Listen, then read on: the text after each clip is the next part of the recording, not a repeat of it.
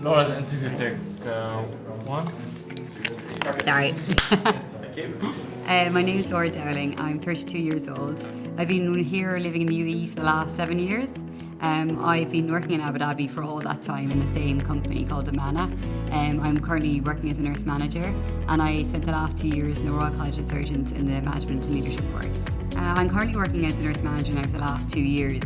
So I think a lot of management as well is seen as office-based, and the impact that I want to show on the nurses that I work with is you can be very clinical. You can be a leader but be very clinical, like on the floor.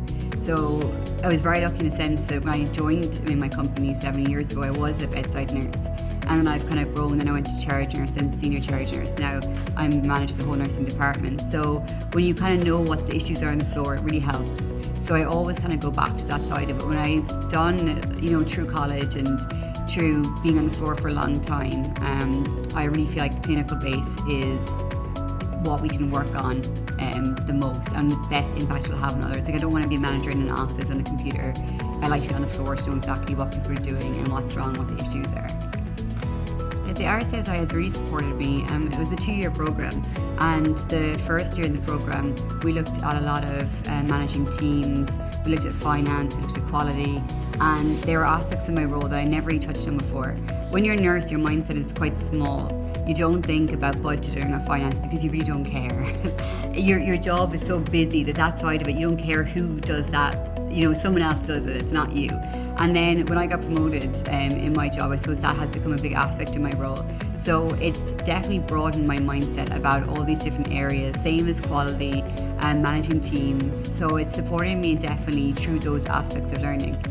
Yeah, we had some amazing moments. It was really nice to meet all the students in the RCSI and network with everyone. And we had a really close class because it's not that many of us, it was small. And we just sit down and talk through Microsoft Teams about where we were at and what our problems was.